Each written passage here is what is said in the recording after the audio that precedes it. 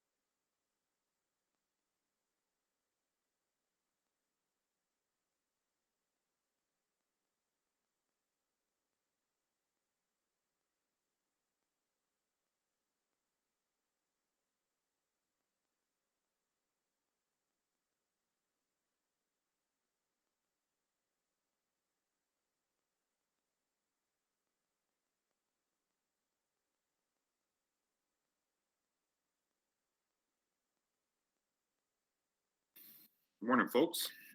We'll roll call in just a moment here.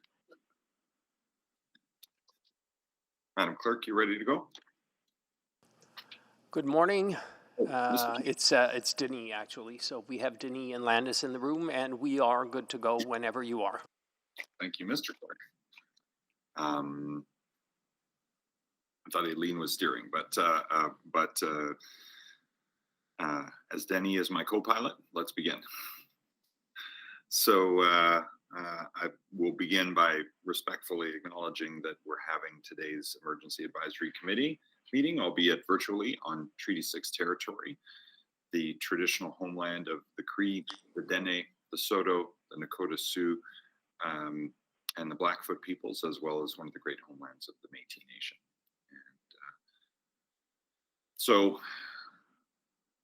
And a motion, roll call, and then a motion to adopt the agenda. I think, where did we start last time? Councillor Knack. Good morning. Good morning, Councillor McKean. Good morning, Mr. Mayor. Councillor Nicol. Councillor Nicol. Councillor Paquette. Good morning. Morning, Councillor Walters. Good morning. Councillor Bankett. Good morning. Councillor Carmel. Good morning. Councillor Katarina. Good morning. Councillor Zadig. Good morning. Councillor Essinger. Good morning. Councillor Hamilton. Good morning. And Councillor Henderson. Councillor Henderson. And how about Councillor Nicol? Okay, well, 11's enough for us to get started. In fact, quorum for this committee is 1. I'm back online here, Mr. Mayor. Sorry about that. Computer went out. Oh, okay, no worries. Welcome back, Councillor Nicol. And okay, so I need a motion, Councillor Essinger, if you'd be so kind to adopt today's fairly straightforward agenda. So moved. Thank you. Any questions or issues with the agenda? Not seeing any. Please vote to adopt.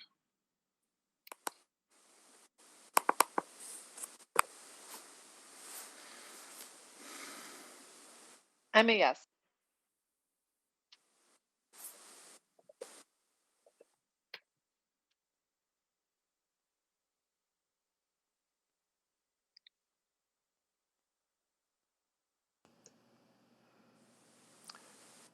Mr. Chair, we have all the votes except for your own. Thank you. Yeah, my thing's still loading here. So Okay. Sorry, I'm here as well. Sorry, I got trapped on a call. So I'm assuming yes on the agenda? Yes. Yeah, okay. Okay, we will Yes, right now, add that now. And we have all the votes. Display the vote, please. Very unanimously. The minutes from the May 5th EAC, Councillor Knack. Thank you, Mr. Mayor. And I think it's moving the minutes from, I thought it was the May 6th, 2021 Emergency Advisory Committee. Okay. Yeah, it's very tiny on my screen. So.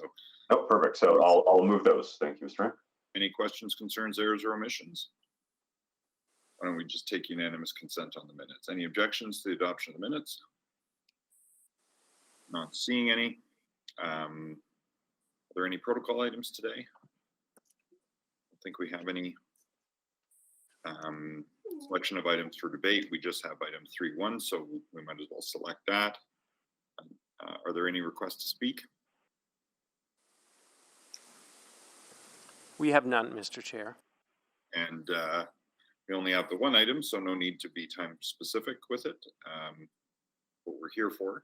So why don't we hear now the verbal report on the COVID-19 situation. Mr. Corpold. Thank you, Your Worship and Council. I'm joining remotely today, as we all are. Also joining us remotely are our guests from AHS today, Dr. Michael Zachary, who is the AHS Medical Officer of Health for the Edmonton Zone. We have three representatives from the Edmonton Police Service. That's Deputy Chief Kevin Brzezinski, Deputy Chief Alan Murphy, and Superintendent Dean Hilton. Also joined by city staff, the members of the executive leadership team, Nicole Poirier, the chair of the COVID-19 Relaunch Recovery Advisory Group, Nancy Jacobson, the co-chair of the COVID-19 Relaunch Recovery and Advisory Group, and introducing today Christy Pelche, the new director of Vibrant and Safe City in the city manager's office, and she'll be leading and coordinating the delivery of activities that contribute to a safe and vibrant city, particularly downtown. There are four major topics we would like to discuss today.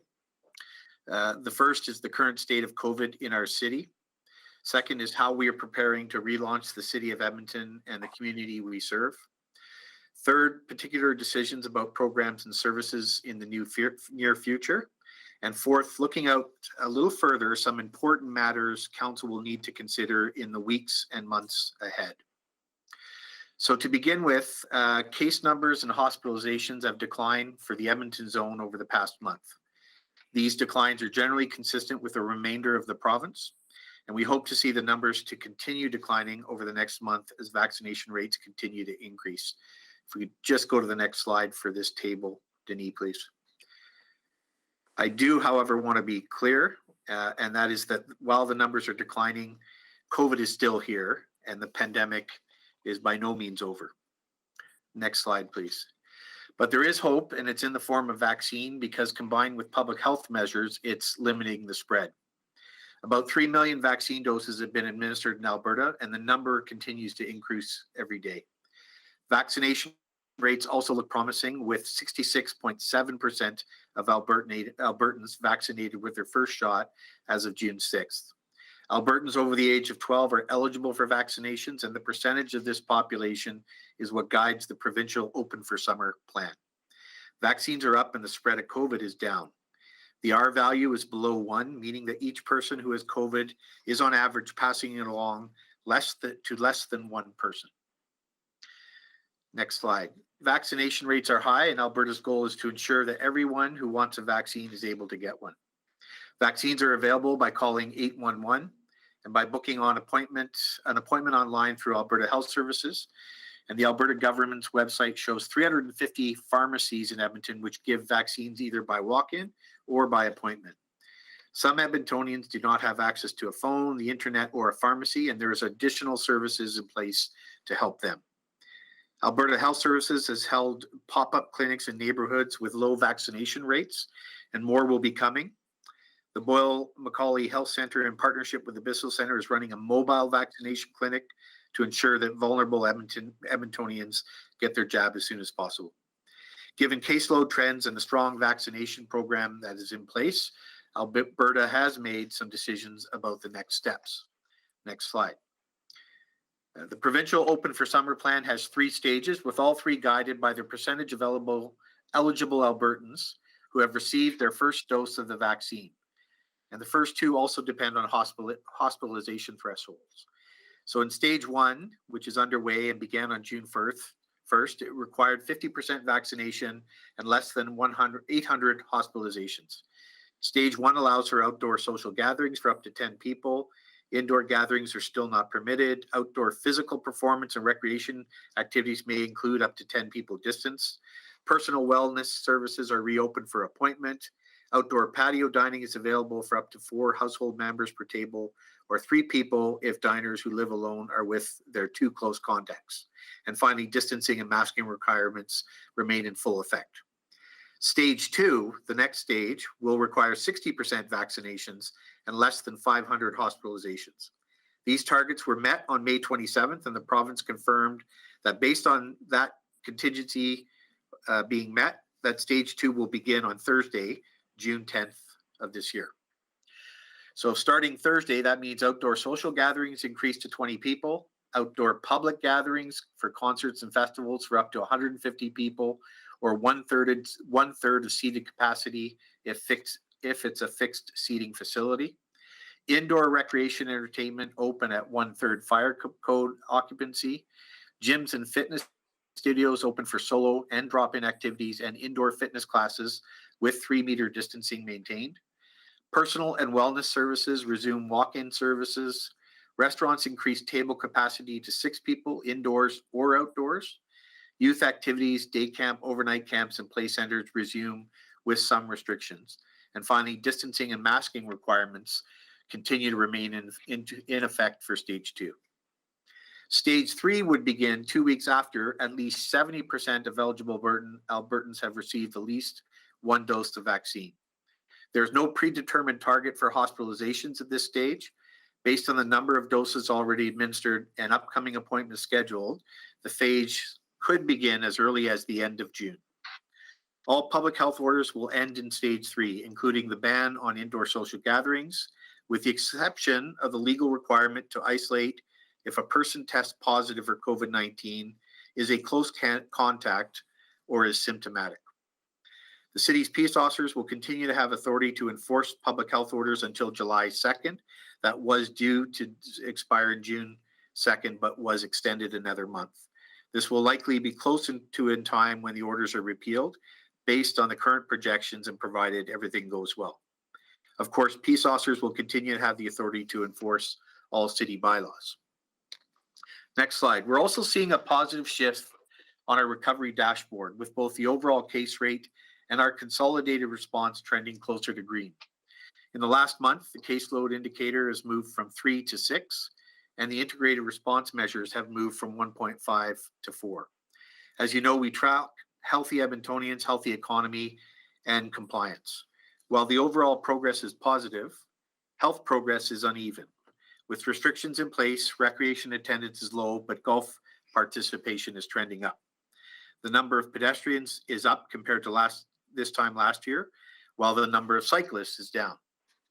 On the economic side, transit ridership is up compared to this time last year. The number of development permits this year is more than 700. It's higher than in both 2019 and 2020. And the $295 million construction value of building permits is well above levels in the last 2 years. Alberta's 8.7% unemployment rate in May is a significant improvement from last year's 15% rate. And these results are all cause for optimism. Next slide. With the data trending in the right direction, we're preparing for relaunch. Next slide. We have developed 6 guiding principles to take into account when making decisions around relaunching city services and facilities. Before I get into the details of these principles, I want to quickly go back to March when we discussed some funding principles. At the time, we determined that financial decisions could be based on public safety, financial sustainability, local economy, relationships, city building, empathy, and using a combination of fiscal tools. These new principles are about more than just finances. They are about our priorities, our operations, and how we are moving forward with relaunch. You will see several elements of the financial principles repeated here, but I do want to note that they are slightly different. First, the advice and guidance of Alberta's Chief Medical Officer of Health for Alberta will guide whether it is safe to relaunch facilities, services, and programs. As we have all along, we are following the provincial health authorities' advice.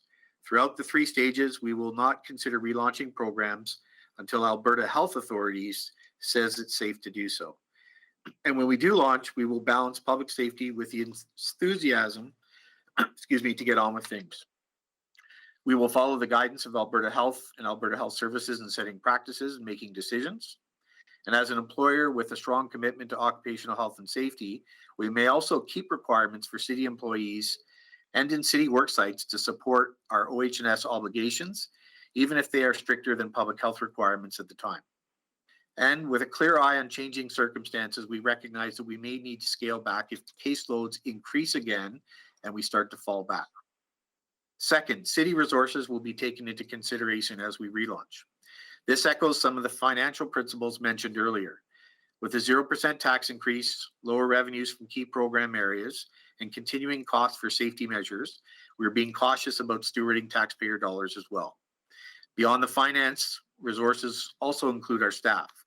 There have been workforce reductions and changes to service levels, and it also takes time to recall staff from temporary layoff to retrain on any new procedures.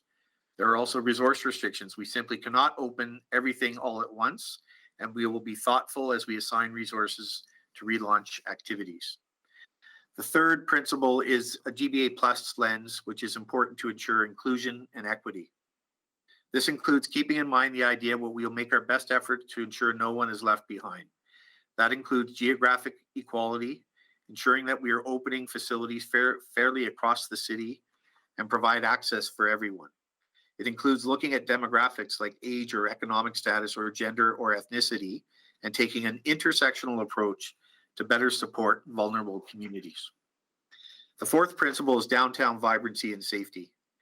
Given its importance to our city, we want to enhance and encourage the relaunch of our downtown.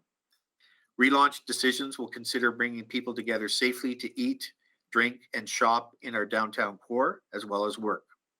They will be in alignment with the Vibrancy Strategy pillars, thinking about downtown as a home, about an economic hub, thinking about it as a destination and a safe and welcoming place. However, we also recognize the city is more than its downtown, and we will not compromise the need to ensure the recovery of all business improvement areas across the city. Fifth is local economy. This includes keeping in mind Edmontonians' livelihoods, focusing on jobs. We want our local businesses to be successful, open, and thriving. We will consider the implication of our requirements on local businesses, and we will consider their input as we make decisions. Where possible, we will work to support regional alignment so that businesses and consumers do not have to change their behaviors when they cross names here in the region or cross boundaries in the region. As a driving principle, the city plan will guide the choices we make to be healthy, urban, climate resilient city that supports a prosperous region. Reopening must consider the strategic goals, guidelines, outcomes, intentions, and directions as described in the city plan. City plan sets our path and we will stay on it as a reminder to consider the long-term implications of any of our short-term choices. Next, some of our earliest decisions in relaunch relate to returning to the workplace. And let me be clear, this is not a return to work. Many of our employees have been on the job site throughout this pandemic, including transit operators, road crews, waste collectors, firefighters, and others. They have been working throughout the pandemic. And the others have been working very hard, even though they're working from home. This includes many of our staff from City Hall, in Edmonton Tower, and as part of our relaunch activities, they will slowly return to the workplace. Provided that restrictions ease in accordance with Alberta's Open for Summer plan, the City of Edmonton will launch phase 2 of the workplace reintegration plan as early as July 5th. We have already established safe occupancy levels in operational areas like transit garages and service yards. Now we will bring people back up to the 33% occupancy in all remaining city workplaces, including high rises. Employees who are not required to be at the worksite for business needs will continue to temporarily work from home. Employees who have an interest in returning to the workplace may do so in July within the 33% occupancy requirement. In other words, those that want to come back first may come back first, and we have some folks in that category. Before that, we will ensure that workers can come back safely. Our leaders will ensure that their work sites are inspected and will confirm that COVID-19 controls are in place in all of our work sites. They will determine whether further actions and controls are needed for a safe occupancy in accordance with the OH&S Act and regulations. The next phases of the reintegration will align with the vision of flexible workspaces and the remote work program. More information will be provided to employees in late June on this program, and in general, in the last year, we have learned a lot about working from home and working flexibly. Another critical city workspace is, of course, our City Hall for staff, for councillors, and for the public. For stages 1 and 2, City Hall will remain closed to the public. There are restrictions on indoor gatherings, so it's inappropriate to resume regular activities in the very short term in the City Hall. Our services in City Hall will continue. Candidates who wish to file their nomination forms may continue to book appointments. We believe that online meetings have been successful so far in listening to Edmontonians and conducting council business. Balancing the success of the current approach and the resourcing and prioritization principles outlined earlier, we are not anticipating that City Hall operations would be significantly adjusted before the fall. Certainly, next slide, certainly bringing people back downtown is one small part of encouraging downtown vibrancy. There are several lanes of work on this file. We've created vibrancy roundtables and brought together key stakeholders like the broader business community, post-secondary institutions, the hospitality sector, and the government of Alberta, who employs many employees downtown. We have invited their input and integrated it into our downtown vibrancy strategy. The downtown vibrancy strategy is being led by Stephanie McCabe and her team and will be presented to the Urban Planning Committee on June 15th. We are recognizing the importance of downtown as a home, a destination, an economic driver, and a safe and welcoming place for Edmontonians. To further support this work, we have created a temporary position within administration, the Director of Vibrancy and Safe City, to advance work on this file. And as mentioned, Christy Pelche has been reassigned from within the organization and will work with Stephanie McCabe and her team and provide leadership and coordination across multiple departments to meet the needs of the organization and the citizens of Edmonton. Next slide. Work to develop a vibrant and safe city goes well beyond downtown. In partnership with business improvement areas, we are supporting some of the following activations. In Old Strathcona, we have expanded sidewalks on a 2-block stretch of White Avenue, and we have removed the parking lane to allow pedestrians to move more safely throughout the area. We've increased temporary patio permits. We have made adjustments to allow for patios in public spaces like parking lots. So far, the numbers are even higher than last year, with more than 150 applications that have been received. More than 90% of those have been processed, and last year there were only 110 applications. Local grants. This week we launched the Economic Action Plan grant, which offers a matching $25,000 to initiatives that will grow the economy and jobs. This is in addition to the Economic Recovery Grant, where individual business owners can apply for matching $1,000 micro grants. Most popular uses of this grant have included the purchases of PP&E, marketing and upgrading, and their online presence. To date, we have awarded 1,189 grants.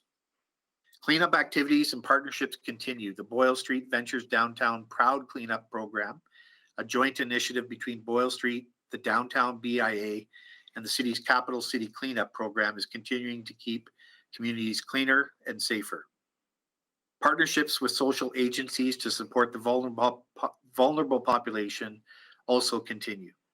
Peace officers, the Edmonton Police Service, and social agencies are working collaboratively on encampment closure and service referrals.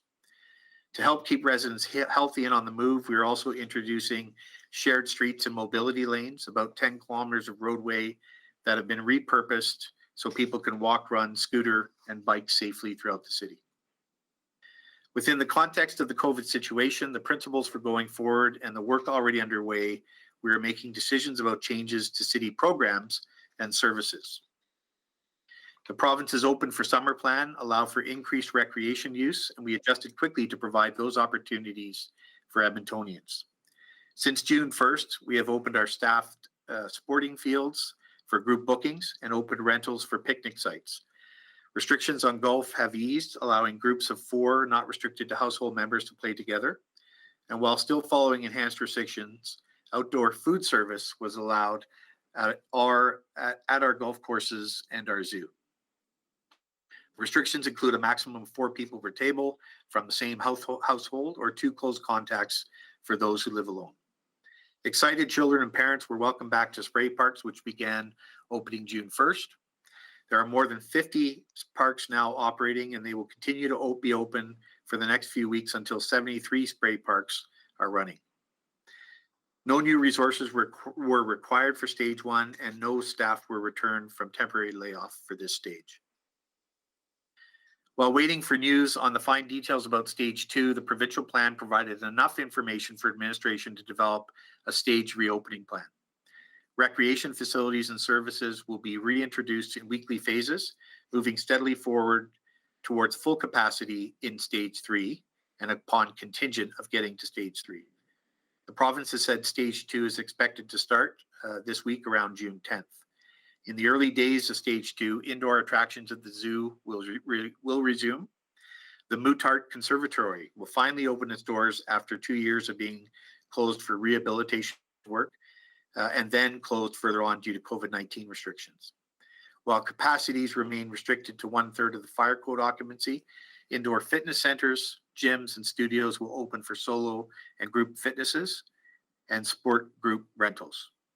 Rental spaces will be open for limited events, and arenas will be open for both ice and for summer concrete non-ice use. 3 of the city's 5 outdoor pools, Oliver, Fred Broadstock, and Queen Elizabeth, will resume operations in the second week of stage 2. Mill Creek Pool is under rehabilitation, so will not open. Borden Pool, which uses a natural filtration system, not chlorine, is being reviewed with our AHS partners. As well, 2 sports centers, the St. Francis Xavier and Kinsman, are expected to open in the second week. 5 aquatic centers begin welcoming guests on the 3rd week of stage 2. They are Mill Woods, Clairview, Commonwealth, Jasper Place, and Bonnie Doon. In early July, attractions and specialty facilities such as the City Arts Centre and the John Walter Museum will open. Stage 2 will bring a major push to return staff from temporary layoff, with between 800 and 1,000 staff returning. This process takes time, and we are conducting site safety checks, contacting employees individually, and retraining on certain procedures. Staff may not be returning to the facility they worked at previously, so site orientations may also be required. And those in safety-sensitive positions, many need to go through a recertification process. All of these steps will be completed before we open a facility's doors and welcome Edmontonians back in, keeping with our safety-first principle. The province anticipates that stage 3 will take place late June or early July. At this stage, all provincial health orders are lifted and all restrictions end. This stage sees remaining facilities open. With the end of fire capacities and group limits, the drop-in Green Shack program will start, and registered summer day camps will begin. Commonwealth Stadium and Clark Stadium will be able to hold full events and concerts. An additional 300 to 500 staff currently on temporary layoff will be returned to work once stage 3 is in place. There will, however, be some city staff who remain on temporary layoff after stage 3 due to facilities that will remain closed to the public due to regularly scheduled maintenance, shutdowns, or rehabilitation work. We will monitor how many staff remain on temporary layoff and work to mitigate the situation as much as possible. Festival operators have been working with the city to prepare a variety of options for modified events this summer. With the recent provincial Open for Summer announcement, organizers have begun to formalize their plans. We anticipate announcements will be made about the timing and scope of summer festivals over the coming days and weeks. The safety of participants, spectators, staff, and volunteers is of utmost importance, so city staff are working with producers to ensure all COVID-19 safety plans are in place. At this time, we anticipate that in July, the Works, Art, and Design Festivals, Taste of Edmonton will return to Sir Winston Churchill Square, while in August, the Heritage Festival and the Fringe Festival will be hosted in their usual locations in William Horillac Park and in Old Strathcona. We look forward to hosting world-class elite athletes in a very specific bubble at the 2021 World Triathlon Championship Finals from August 17th to 22. And of course, that event is being done with the approval of AHS and the federal government. Other favorite festivals, such as the Edmonton International Street Performers, the Edmonton Folk Music Fest, and Kerry West, are planning smaller modified live and/or virtual opportunities. Other live music concerts and smaller community events throughout our city are expected to be announced soon. And as you are aware, Northlands has announced the cancellation of K-Days for this year. The city is preparing to host the Canada Day fireworks show on Thursday, July 1st. if the province moves to stage 3 for the Open for Summer plan. Should a 70% vaccination status not be achieved at least 2 weeks out from Canada Day, the summer fireworks show will be postponed to a later date in July so that we can celebrate, but not necessarily on Canada Day. Administration is also talking with several of our external partners to collaborate on animating Edmonton's downtown, retail, and entertainment destinations and communities. We intend to work with these partners to package the many events on offer this summer under a single campaign that aims to invite people to safely experience their activities as reopening expands. Libraries are included in stage 2 of the provincial plan. Edmonton Public Libraries is planning to reopen most locations starting on June 14th for limited in-person services. Customers will be able to browse the shelves, access computers, seating, and study rooms, print, copy, scan, and fax, get help from EPL staff, sign up for a free library card, use limited EPL makerspace services, and connect with outreach social workers. Capacity will be limited to 30%, and virtual programming and curbside service will be continued to be offered during this time. And as you can see, important operational decisions about relaunching city programs are being made. And in the weeks and months ahead, administration will be looking to council for your direction on some very important policy matters. As mentioned earlier, the province has indicated that nearly all public health orders will end in stage 3, including the provincial requirement for masks in indoor public spaces. Without council action, the city's mask bylaw will continue to be in effect until December 31st, 2021. In alignment with the provincial shift to recommending masks rather than mandating their use, we will bring an item to council for discussion on this matter at the end of June. We could allow the opportunity for council to amend the bylaw to end the requirement for masks at the start of stage 3 and have it reactivated automatically if the province, for whatever reason, shifts back to stage 2. If council chooses to amend the bylaw, it's my intention to continue with the current direction provided to city employees to wear masks while in common areas of city workplaces following stage 3, and we will continue to wear masks when entering, exiting, and moving about things like council chambers. This is an extra precaution based on occupational health and safety. This will not continue indefinitely. It will be in a temporary measure as staff are reintegrated to the workplace and full vaccination rates continue to increase. We encourage all employers and businesses in Edmonton to make thoughtful decisions about their own mask requirements, considering the recommendations of the Chief Medical Officer of Health over the next several months. Whether in stage 3 or well into the future, we will continue to welcome and encourage Edmontonians to make good public health choices. And that might include continuing to wear a mask on transit or indoors or crowded outdoor public spaces. And with that overview of the current context, our principles for decision-making, our program decisions, and this preview of upcoming decisions, we would welcome your questions. So thank you for your time today and happy to take any questions you may have. Well, it's very comprehensive, Mr.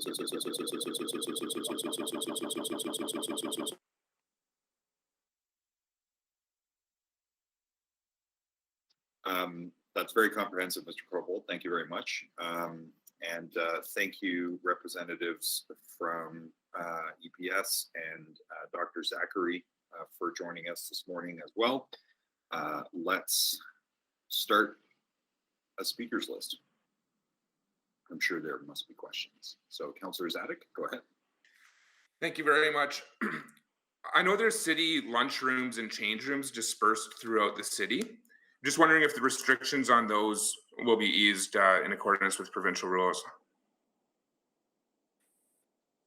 Yes, Councillor, part of it in stage 2 and then much more of it in stage 3. But yes, there is a stepped approach for those facilities. For example, we are going to allow their use when we open the City Hall fountain, which we expect could happen as early as June 15th. Okay, thanks. And yeah, I'm mostly talking about for employees. I understand some unintended consequences are that employees are eating in their work trucks, for example, because a lunchroom facility with washrooms is challenging to access.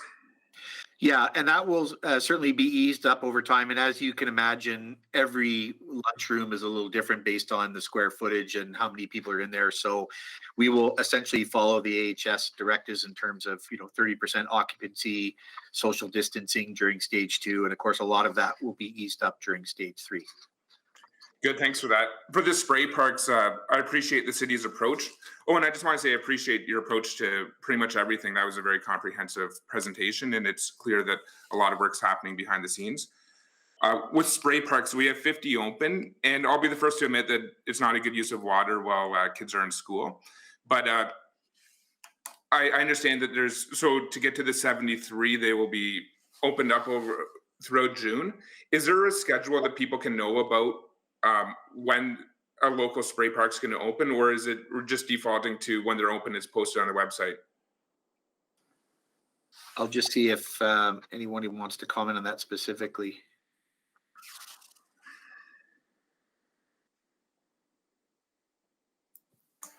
I'll weigh in and say that we work with our partners in citizen services to put that information on the website so that folks can find out by going there when their park is open. Rob, is that accurate? No, that's perfect, Catherine. Yep. So the website will say when it will have a schedule for openings. That's correct. Good, thanks. For the rec centers, once we open them up in the aquatic areas, are we going to have the whirlpools and the saunas and steam rooms open at the same time? I think before we made the difficult choice to close them initially, I think there's probably about a week or two where steam rooms were closed, but the pool area was still open. So wondering if there's a mirror image reversal on the side of the pandemic. Roger, can you weigh in on that one? Sure, Councillor. We're still waiting for the specific stage 2 guidelines, but our plan will be to open as much of the aquatic centers as we can all at once, but there may be some phase bringing in of those particular amenities. Okay. And wondering about the alcohol consumption in public parks was not specifically tied to COVID. So if it's off topic here, I can withdraw the question. But the pilot project very much, I believe, was informed by the COVID decision of the circumstances we're under. So if appropriate, is there any update from how that pilot project's being conducted? What we're hearing, Councillor, is so far so good that we have noticed some people not understanding that, there's a requirement for signage and it's not every park in Edmonton. And we've been working on a education first perspective on that. But as far as I know, we've had no major incidents, but there is some concerted education effort going on just simply to make sure people understand that it has to be a specific designated park and there has to be signage, as you well know. So. Okay, good. Well, thanks for that. No more questions for me at this time. Thank you. Councillor Knack is next. Thank you, Mr. Mayor, and thank you very much for the information. So I just want to make sure to know when I should be asking the questions. We will have a separate report coming related to the face coverings bylaw at a council meeting. Is that? Yeah, we will, Councillor, but it's certainly if you have questions about that, the face bylaw, or the face masking bylaw and the need for face coverings, we can certainly chat about that today. But yes, our intention is not to make any formal recommendations today. I just wanted to provide some anticipatory remarks for a future council meeting, because of course that'll have to be done at council given the bylaw. Okay, yeah, I don't necessarily want to double up, so I just want to make sure when that comes, will we have representation from Alberta Health as well to be able to ask so essentially this is where I would want to ask my medical questions to understand, but I don't want to ask them now and then ask them 3 weeks from now if they're coming again. I just don't want to waste anyone's time. Yeah, we will certainly get as much representation as we can for that discussion so that the medical questions can be answered. Okay, that's helpful. So then I won't spend time on that right now if that is coming to us at a separate time. I think that's not a good use of our time at the moment. That was going to be my original focus of questions, Mr. Mayor. I might have some, but I just need to, I'll leave my time for now and then maybe come back on. Okay. Councillor Hamilton. Thank you. So I appreciate the presentation. It's a really clear roadmap of where we're going to go in the next few weeks and what we can anticipate in the months ahead. Something I was reminded of recently was that our emergency response shelter program over the winter was part of, I would say, the overall COVID response. And in discussions with some of the people who were part of that, something that's come up has been that looking ahead to next winter, we might be in a similar situation. So understanding that there is a giant sort of election black hole in the middle of your period for planning, how are you anticipating possible emergency housing needs in the coming winter, and how are I guess when will we get a check-in on what the plan is before the election? Councillor, at this point in time, there's no plan in the queue to bring back to council, but just to provide a little bit of background or context. Certainly the Spectrum building is being stood up and operated by Hope Mission currently. That facility will close in September is our best estimate at this point in time. And then the New Hope Mission, they're just finishing off construction as we speak, will get activated. So that will be the current capacity in the system. And then we do have our emergency housing response group that gets that winter shelter plan in place. In terms of will we need to activate additional venues? So we do have some options there operationally.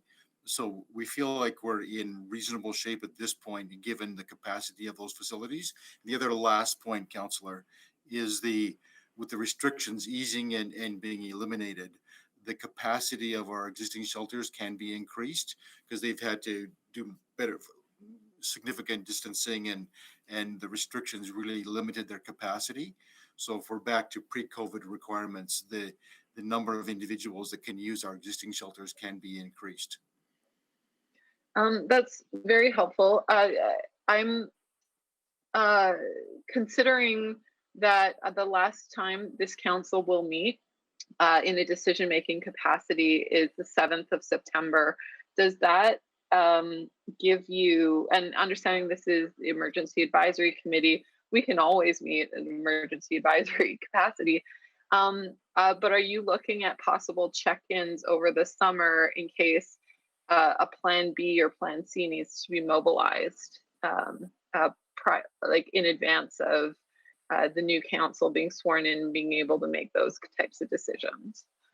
I would just start, Councillor, by saying we are going to continue our 2-week updates on vulnerable people that we are providing to council by memo every 2 weeks, and we've, I believe, done the first 2. So we'll continue to do that all through the summer and right up to September.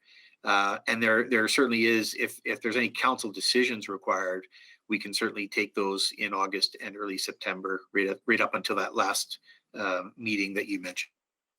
Rob, anything to add to that? I think it covers it, Andre. That's good.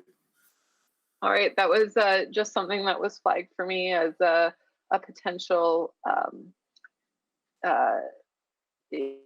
sort of issue. I guess my last question, I'm going to change the tone a little bit. There's going to be people who, regardless of what the province says in terms of where health measures go, regardless of what the city says where health measures go, who aren't comfortable yet in terms of either not wearing a mask in public places or sort of any other comfort levels. I'm not going to suppose.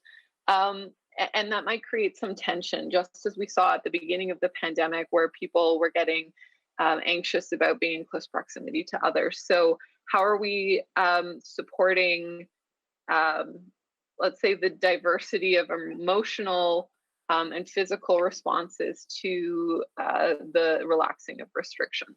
Yeah, thank you, Councillor. This really does get to some of the principles we talked, including GBA plus and other principles. But we believe the face of Edmonton is going to change a bit for the future. We think people are going to wear masks more routinely. I think, we would certainly encourage people who have the common cold to start wearing masks for the benefit of those around them in the future, much like has been done in Asia for 10 or 20 years.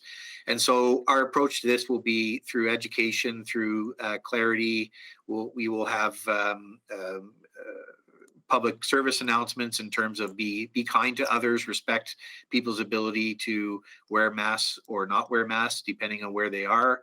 And we'll be doing this as much as possible over the summer and as we transition. And I'll just see if Miss Owen wants to add to that.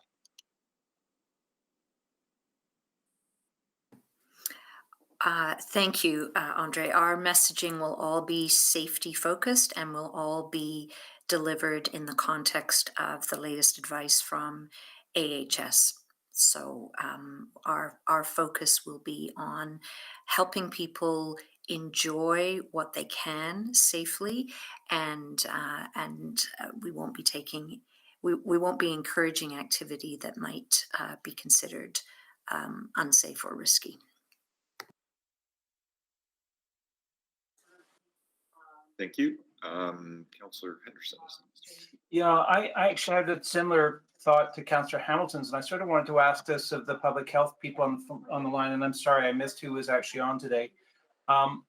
Because it strikes me that going into stage 3, which is very attractive, I have to say, is a kind of opening of the floodgates.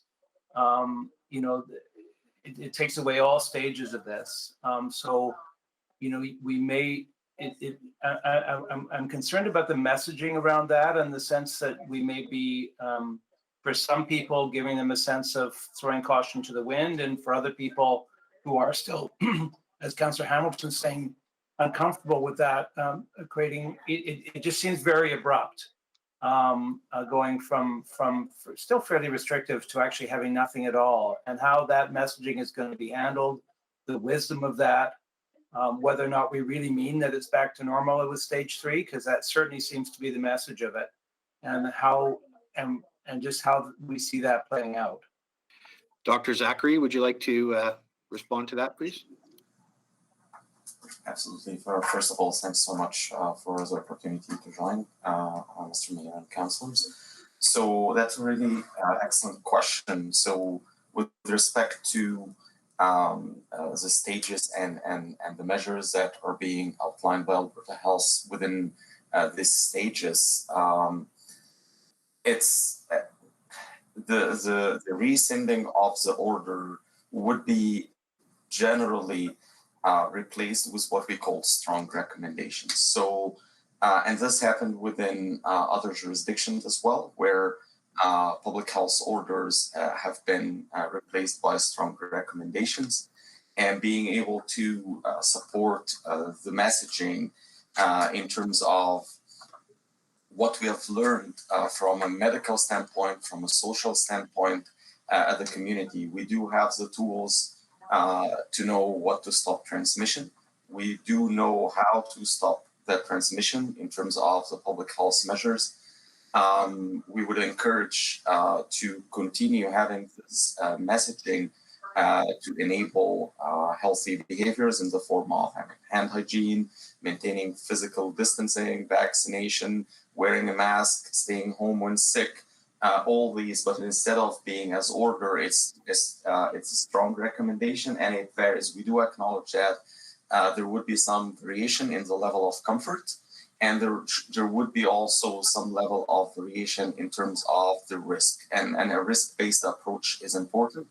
And evidence-based public health medicine supports the risk-based approach. That being said, these measures could be more emphasized and encouraged to be followed when we're in a setting that is considered as higher risks, like for example within like crowded public spaces, for example, and again making sure that being kind with individuals who are not that comfortable with like not wearing masks, for example, and at the same time taking this risk evidence-based approach in a non-judgmental manner and encouraging and enable our population to take charge of their health decision and adopting the healthy behavior to support safety during the next few months. And I'll just add, Councillor, that we have been told to anticipate guidance documents for stage 3 from Dr. Hinshaw, which would lay out everything Dr. Zachary's just mentioned. So there will be some more guidance. And the concept is, like I've mentioned, COVID's not over just because we're in stage 3, but there will be some guidance. And so we hope to get that guidance for council before we talk about mask bylaw so that you can understand the full extent of what that guidance looks like. Great. Well, that's very helpful and reassuring to hear because that, you know, I'm worried about a different message that we're actually back to normal, which I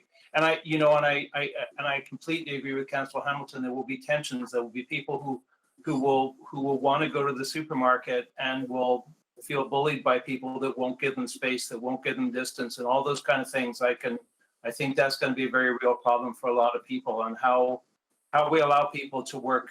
You know, we've got enough tensions between people already on a whole bunch of other issues, and how we encourage them to be considerate of each other and each other's choices. I think it's going to be really critical to this. So thank you. I'm reassured to hear that that's the messaging that we're already anticipating to go with it, that it's not really a back to normal message.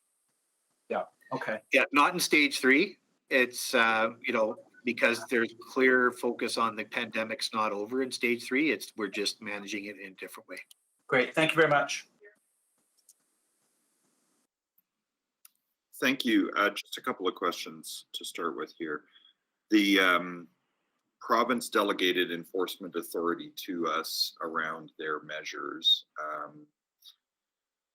Those are set to expire, I think, sometime in June here, or have they already? Where are we at just with that, and do we expect to continue to have the ability to enforce orders as long as there are orders?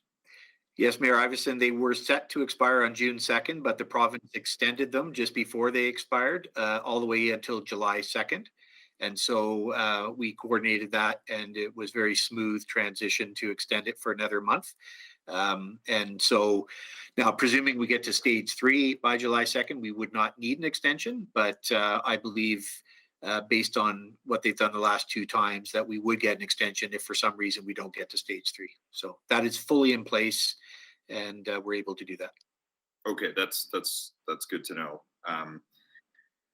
In shifting gears a little bit, you know, I've been tracking the Calgary zone to Edmonton zone, and some of the things that they're doing down there with mobile clinics and other interventions seem to be working really well. They've actually closed the gap and moved a little bit ahead when it comes to first dose vaccinations, and good for them. And we're all tracking towards 70 now first dose, which is really good. But you noted pop-up or temporary clinics and reaching people where they are, but I wondered if you've had an opportunity to look at what they've been doing around their overall vaccination strategy, and whether there's anything we might want to emulate. We've looked at everything, I would say, Mayor, and I believe the easiest place to get a vaccine is in your neighborhood. To be honest, you know, there are clinics, there are AHS clinics all over the city, and there are pharmacies all over the city. And of course, we're always willing to stand up the rapid flow through site at Expo, as we have done in the past. So I would just say there's more empty appointments right now than there is people going, and there's lots of opportunities for pop-ups as well. So we're always comparing notes with Calgary, and we'll do anything we can. But I believe the big push and message to Edmontonians should be get the vaccine. There's no reason why you cannot get a vaccine. And when they started booking the second vaccines, people are getting appointments within, 24, 48 hours of booking. And we suspect that'll be the case starting next week on the 14th, because people who were vaccinated in April will start to get their second shot booked starting on Monday. So I think we'll see another big uptake in vaccinations, especially second shots starting next week. I'll just see if Nicole Poirier, Ms. Poirier wants to add anything about the work we're doing in collaboration with Calgary. Yeah, we're working closely with Calgary to understand what exactly they are doing, but we're working as well really closely with our Alberta Health Services Edmonton zone team, and they're standing up immunization clinics at working with the primary care networks in the Rundle Health Center for individuals and families who want to access clinics within their own neighborhoods. We're also working with our Actions for Healthy Communities and a number of other First Nation and Métis nations of Alberta to deliver a variety of clinics where they need to be. So as Mr. Corbould explained, we do have all of the primary places where we can get vaccination, but there are a number of other locations within the community that we look at as necessary. And that's all done in consultation with our community table group and Alberta Health Services. Thank you. Dr. Zachary, got a few questions for you about the trend line on the Delta variant. And you may have seen the correspondence that's come to to a variety of folks from the Zone Doctors Association here, specifically outlining concerns with the Delta variant and its tenacity with folks who've only had one shot. And so can you comment on why Alberta's rationale is one shot when most of the rest of Canada's reopening is contingent on two, from a medical perspective, not from a political perspective? Absolutely. Absolutely. Thanks so much. That's an excellent question. So I'd like to highlight the fact that variants do emerge as viruses mutate while being transmitted from person to another. Currently, the most common variant in Alberta is the B117, which is the alpha variant, accounting for around 82% of the variants. There is evidence around the Delta variants for increasing transmissibility, could be associated with some disease severity. However, as I outlined earlier, the most common variant that we do have in our province and in Edmonton zone would be is a UK previously identified in UK variant, which is a B117 or the alpha. Could the Delta variant increase? We actually don't exactly know, but we do, however, know that we do have active surveillance system to monitor the emerging strains. We do know what to stop transmission, and what to stop transmission in terms of the measures applies to any of these variants. So social distancing, wearing masks, all of these hand hygiene, public health measures do apply to prevent the Delta variant from being transmitted. We're currently in a good spot at this point in time. We do have robust infrastructure to deal with all of the variants, including contact tracing and management. We do have robust and strong vaccination programs.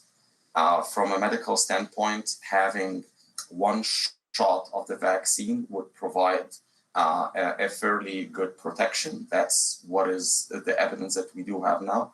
There is ongoing evidence-based public health work on effectiveness of vaccines on the Delta variant specifically. That's still not unfolded yet, but we're waiting to hear further. But the current evidence that we do have is that vaccines provide a good level of protection against the variants in general. And the good news is the most common variants that we do have in the province and in Edmonton is the B117, where vaccination infers great effectiveness against these variants. Thank you, Doctor. Councillor McKean is next. Thank you very much. Last week there was quite a fraught tweet sent out by the executive director of the Downtown Business Association about the experience of downtown business with witnessing overdoses in the core.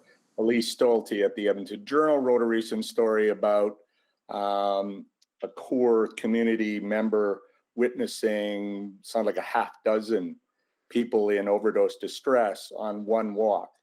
And then the Globe and Mail, I think it was yesterday, released an editorial very critical of Alberta's response amidst what looks like another peak in overdoses during this pandemic, and suggesting that the Alberta government had made the wrong decision in adding layers of red tape to safe consumption site users. So first of all, Mr. Smythe, to pick on you, what are your eyes and ears out there telling you about the state of affairs in regards to opioid overdoses in the city? Our intel that we get from our staff, Councillor, is that I don't know if crisis is too strong a word, but it is. The trend lines are going the wrong way. There are more deaths. Folks from Alberta Health Services can respond as well, but the challenges that agencies are having around the kinds of drugs that people are injecting are far more lethal than ever before, and agencies are very much challenged. So there are some things in play. Jackie Ford co-chairs our community liaison committee with AHS that connects to community. So there's work there. We're working with Boyle Street Community Services, providing some funding for what's informally called nurses on bikes, where those staff can travel in the core parts of our city where there are some challenges and deal with some of those individuals and supply naloxone as required. So there are some initiatives, but it doesn't. There are some significant challenges that we're facing collectively. Yes. And if I could just be a little more specific in terms of the initial question, Councillor McKean, we're certainly aware of the record levels of drug poisoning deaths in this city, and Edmonton lost 398 people to opioid-related overdoses last year, which was more than double the lives lost in 2019. And initial reports so far this year indicate the trend is continuing to increase. And so, as Rob said, the city and HS co-chair of the Supervised Consumption Services Community Liaison Committee has changed their scope to focus specifically on this crisis, and I would call it a crisis. And we are trying to find ways to support a number of community-based actions around the overdose crisis, and we'll continue to work with partners on this matter. So City Council, I don't know if it goes back a month or 2 months, approved near unanimous a motion on taking steps, outreach to senior orders of government. And one of them was the provincial government on looking at one response, which would be therapeutic communities, which I would argue will sort of circumvent or break this dysfunctional cycle of trying to keep running around, keep people alive until they can be treated. Any response from the provincial government on that, Mr. Corbo? Only that we've agreed to meet with this on the agenda, and what I intend to bring to that meeting at the deputy minister level is some very clear facts and figures in terms of what to define the crisis. And so we're going to work on that data. We've got that data now, and we'll be working to discuss a way ahead. So I don't have a particular response, but we do have an agreement to have a very thorough discussion about this at the DM level. And of course, the other aspect of that motion was a letter to the Prime Minister from the Mayor, which is in works and I believe close to being complete. Yeah. Okay. Well, I urge Godspeed on that. And one question to the doctor, and I'm sorry, I forgot his name, but is Zachary? Is it Dr. Zachary? Any response from you on what your team is doing around the overdose crisis? Absolutely. Thanks so much for the question. So HS is responding to the increased spikes of overdoses and overdose-related events And this occurs at the zonal level as well as provincially. We do have zone and provincial task forces in action, making sure that we're taking a strategic multi-sectoral approach through our Zone Emergency Operations Center to ensuring access to addiction treatment, emergency medical care, and education on harms of drug use, and appropriate referrals to social services for individuals who use drugs.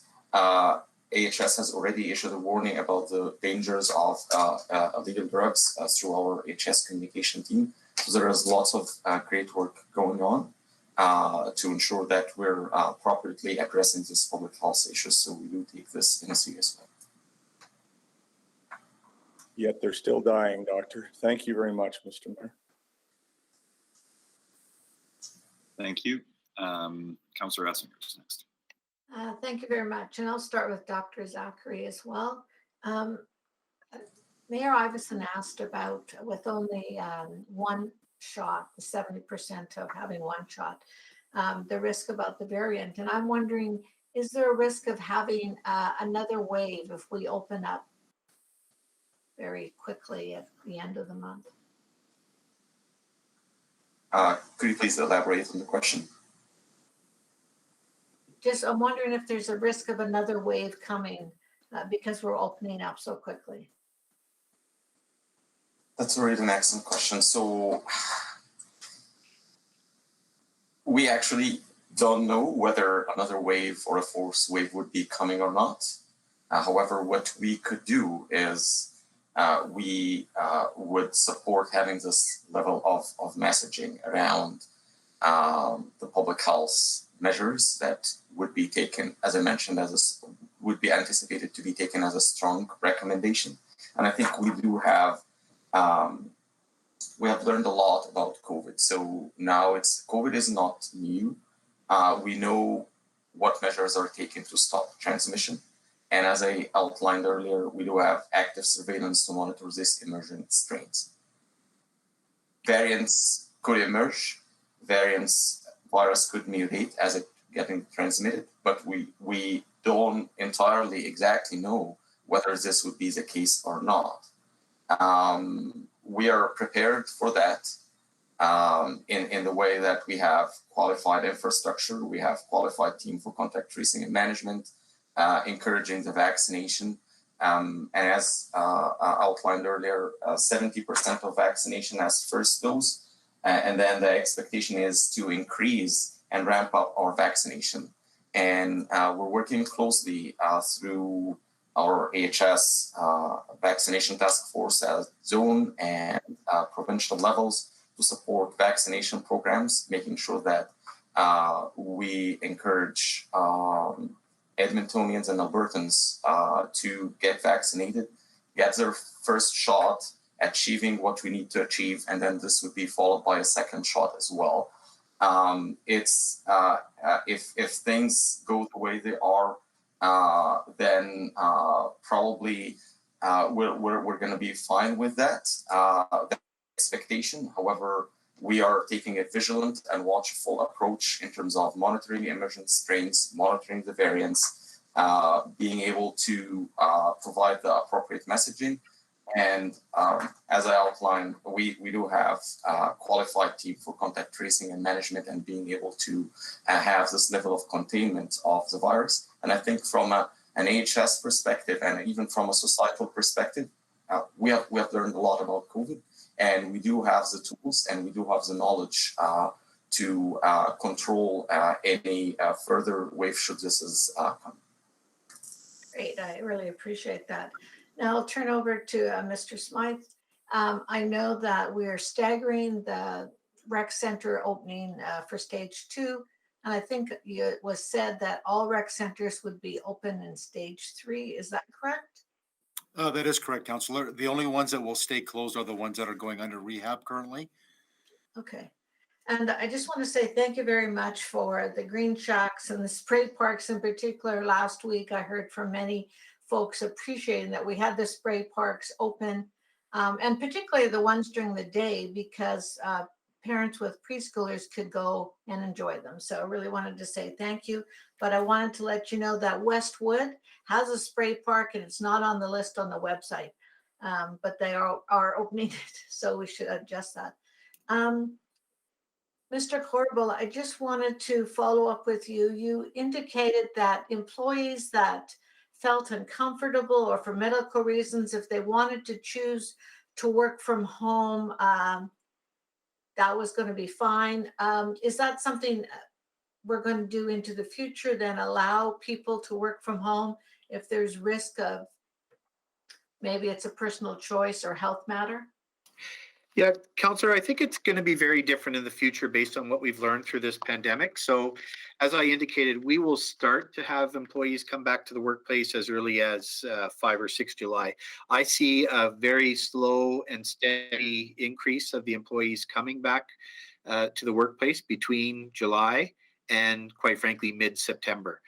Because we also want to make sure people have time to figure out things like childcare, and people have dependents they have to look after, and some people have anxiety about coming back to work at all because it's been a long time. And so we want a very empathetic, slow return to work. Once we have people in the workplace, we are working on a modified, more flexible work arrangement for the future. And we are collaborating with CSU 52 in particular on this as we speak to figure out how that could look going forward. So once the pandemic is entirely over, I would see people coming in perhaps for, a couple of days a week. It's always going to be dependent on what work is required of the city. And if they have to be at work, they will be at work, keeping in mind that 70% of our employees don't have the option of working from home because they're bus drivers or firefighters or folks who cannot do their jobs from home. But we are very much looking at a flexible work arrangement. We are still defining that. We will be reaching out, and once we've got agreement from the unions on what that looks like, we'll be reaching out and educating employees. And we have time to do that over that slow, steady return to the workplace. Thank you very much. My time's up. Thank you. Next is Councillor Walters. Thanks, Mr. Mayor. Just a question for Dr. Zachary. I'm wondering if you could just help me with rationale from your perspective in stage 3 to shift from mandatory to voluntary masks. What I guess the second part of that question is what would it hurt for us to remain to keep the mandatory mask bylaw in place provincially until much later, until we have full vaccination, or as close to full as we think we can get. Thank you for the question. So I think the expectation would be, and I'd like to highlight, and as we all know, the stages are being determined by our colleagues from Alberta Health. So there is currently, as we know, a provincial masking order, and there is also municipal masking bylaws. So at some point, which is 14 days after hitting the 70% vaccine threshold of the first dose as outlined by Alberta Health, would expect lifting of the provincial order, or this order would be I understand that. I'm just wondering why we wouldn't leave it. And I appreciate opening things and the economic benefits of that and helping with those challenges. But the masking doesn't, you can still go to grocery stores, businesses, restaurants once we're all open and still wear a mask as we do today. So I'm just wondering about why we wouldn't leave those in place until we have a much higher threshold achieved of second doses. So I think the current evidence that we do have is having this level of balance between, the level of safety and as well as, the wellness of our population, and maintaining this level of balance with respect to the public health guidance is one area to consider. My understanding is that other jurisdictions have implemented the same way in terms of shifting from public health orders to strong recommendation and encouraging to follow the public health guidance as guidance, and giving also individual choice and freedom, and supporting healthy behavior conducive to health. So it has been implemented widely that way. What are the public health implications, the negative public health implications of wearing a mask?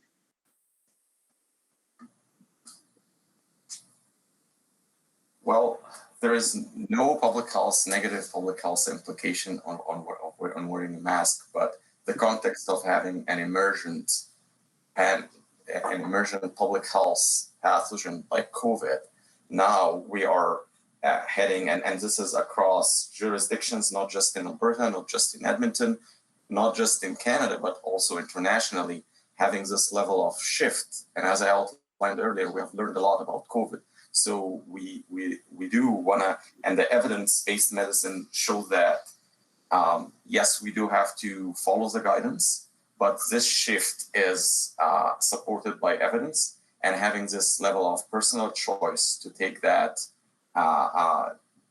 health behavior, but at the same time being able to deal with COVID as an endemic respiratory pathogen, and having this transition from an epidemic to an endemic perspective is being supported by evidence worldwide. Okay, so thank you for those answers. Mr. Turbo, you had mentioned earlier that you're going to bring us, so, because the province is going the direction it's going on the mask order, you're going to bring us in the opportunity to adjust ours. Is that what I understand? Yeah, correct, Councillor Walters. We haven't finalized the recommendation, but we will ensure the council has an opportunity to either keep the mask bylaw in place or rescind it or adjust it depending on what they feel is the need, and that will come at a later date this month. The bylaw's in place until the end of the year. I guess I'm just perplexed about why, noting that, why you would bring us a different recommendation. I suppose a councillor could do that if that's their right to do. But I'm curious about, since we've already decided to keep it in place till the end of the year, is it just you're following compulsion of the province on this matter? Well, I would say we're following, I think it's important that council sees the formal recommendations of the Alberta Public Health Authority. And so I guess from my perspective, we'll bring that to council for information. Whether council chooses to do anything with that will be, deliberately up to you. Okay. But I feel it's important that Dr. Hinshaw's health recommendations be put in front of council, at least for information. Yeah, well, I'm curious to see that information about why we would shift to mandatory or away from mandatory until, so soon. Anyways, I'm well out of time. Thanks.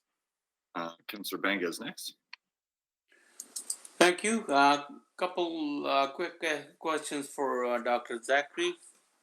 First one is from Dr. Zachary, from AHS perspective, what needs to happen for things to return to pre-COVID conditions?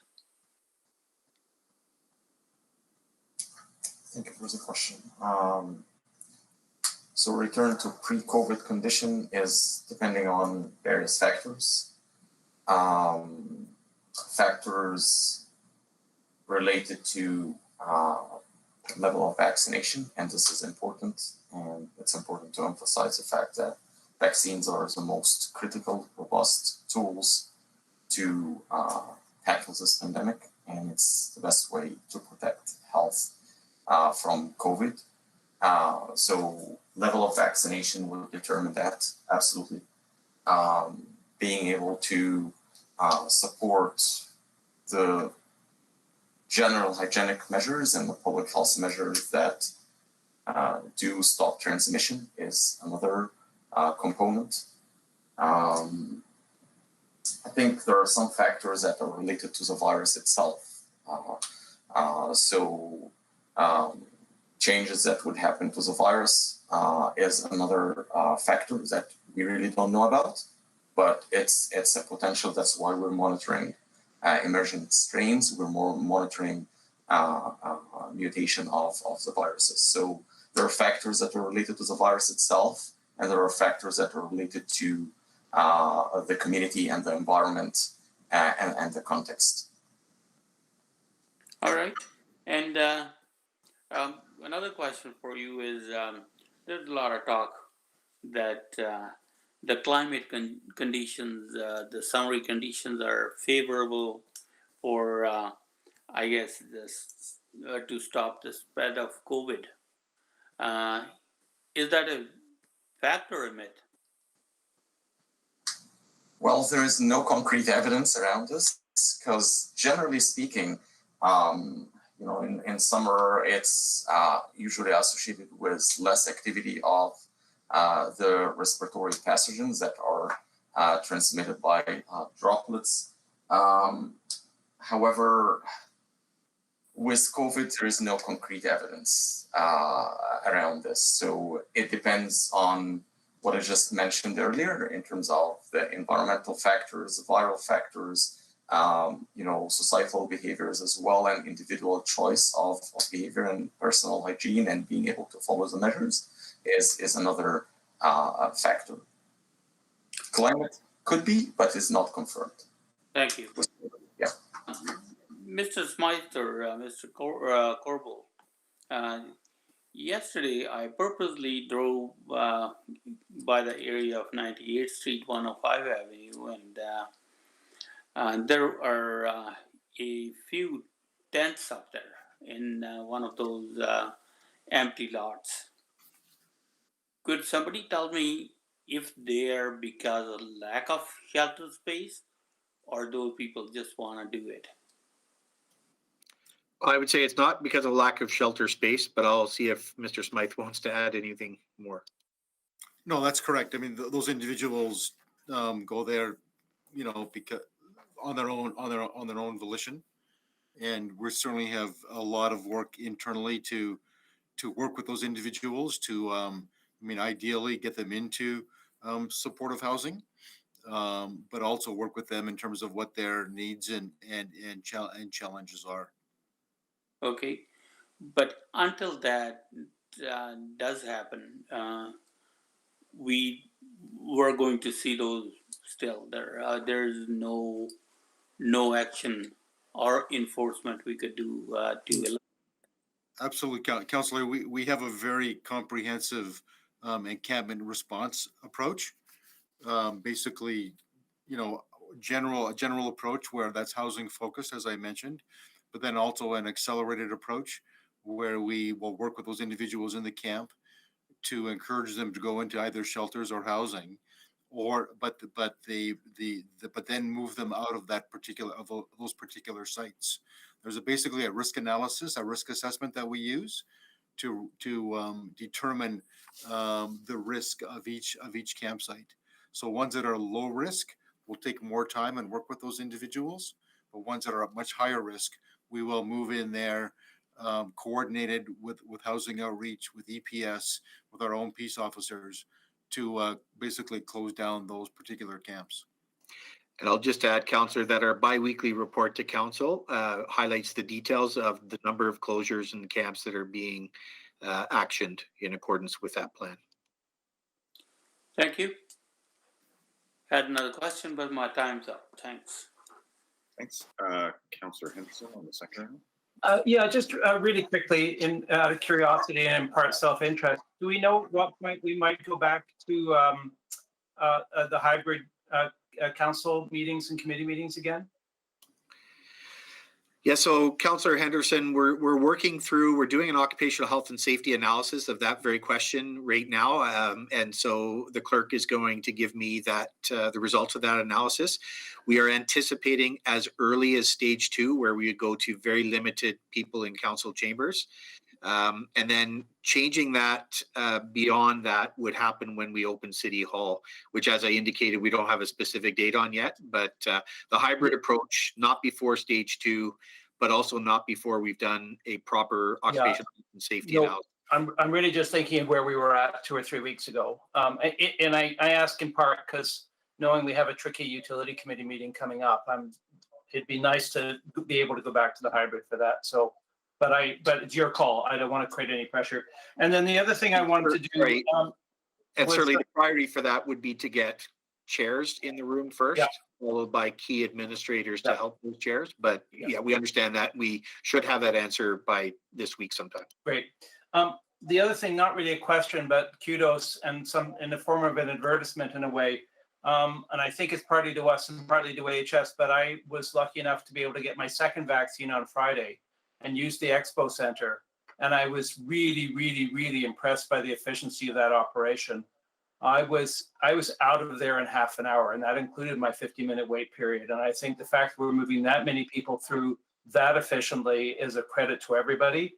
And I just wanted to say it out loud too, as an really kind of encouragement of just how easy it is to be able to get your vaccines. It's specifically if you use that Expo Center. It was a very, very impressive operation. So encourage everybody to use it, and thank you for setting it up and running it as well as you do for both AHS and for the city. Yes, thank you, Councillor. And I think it's important to note because we often talk about the hard things we have to do during COVID, which include being away from family and isolating, wearing masks and taking all those precautions. The easiest thing that can be done in the pandemic is to actually get your vaccine. And of course, the benefit of that is that it's also the most effective in terms of, dealing with this pandemic. So it's been made super easy for a real good reason. And I would encourage Edmontonians to do the easiest thing they can do, which is to go get your vaccine. Thank you.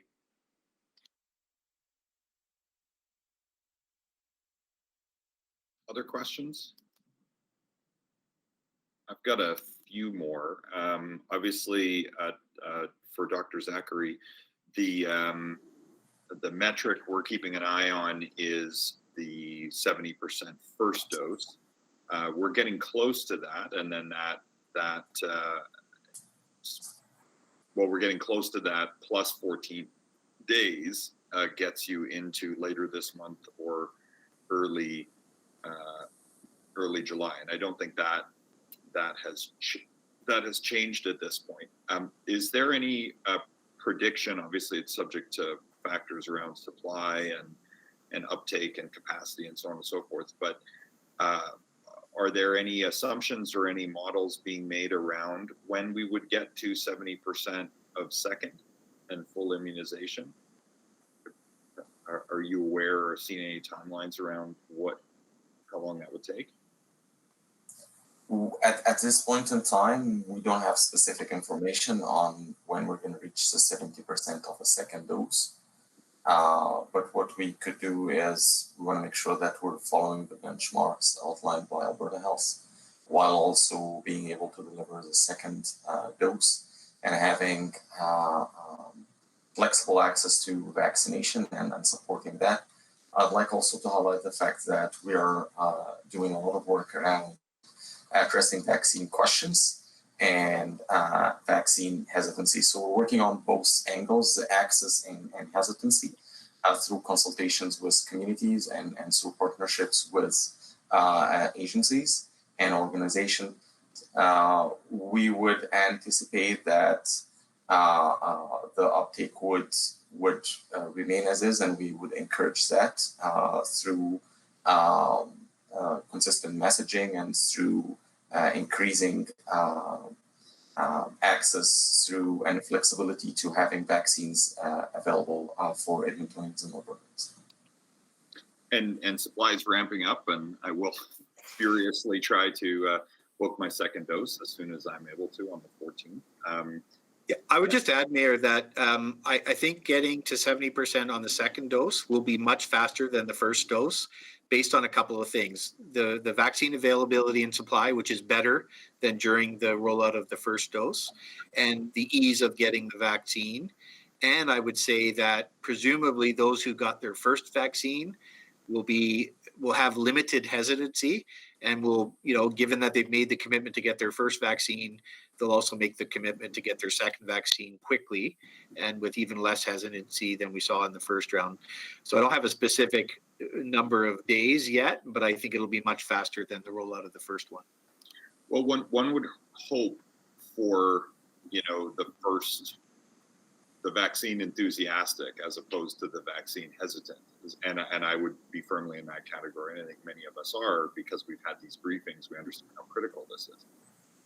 But the experience in the United States, I gather, has been that even though there's widespread second dose availability, lots of people haven't bothered to get the second dose, and that failure to achieve the widespread shield of a kind of broad immunity is contributing to some challenges, particularly around the variants. And so So I guess back to the question I was getting at earlier, it seems to me that the provinces that are linking reopening to everyone getting their second dose are creating a pretty powerful societal incentive for everyone to follow through as quickly as possible and get that second dose. By linking Alberta's reopening to the first dose, is there a risk, as we've seen in some other jurisdictions, that once it's reopened, there might be some complacency and that you might not get as quickly or as decisively and comprehensively to the level of full immunity across the broad population that ultimately two shots is meant to be?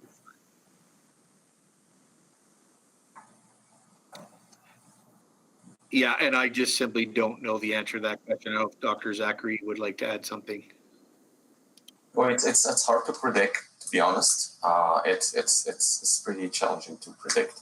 However, all what we can do is having this watchful approach, being able to monitor the vaccine uptake and to still work on addressing questions and improving, working more to further improve access and making sure that vaccine is available for those who are eligible, is what we can do at this point in time. And I think we're going to be waiting also for direction from Alberta Health based on the data that we would have down the road.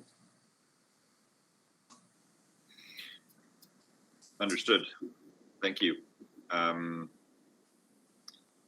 I think we'll come back to that. And the only piece of this for us is the face covering bylaw, which clearly will be repealed before the end of the year. But when precisely to do that from a risk mitigation strategy around all these variables, I think will be a complex conversation for us, not to be resolved here today, but these Q&As have been helpful all around. So appreciate your making yourself available, Dr. Zachary. Thank you, Mr. Borgold and company for the thoughts. I think we'll take the motion to receive for information. So moved. Thank you, Councillor Banga. Anybody wishing to speak to receipt of information? Going once, going twice. Not hearing any, then please vote on receipt of information of the verbal report on COVID-19. Yes, Zadok. Thank you, Councillor Zadok.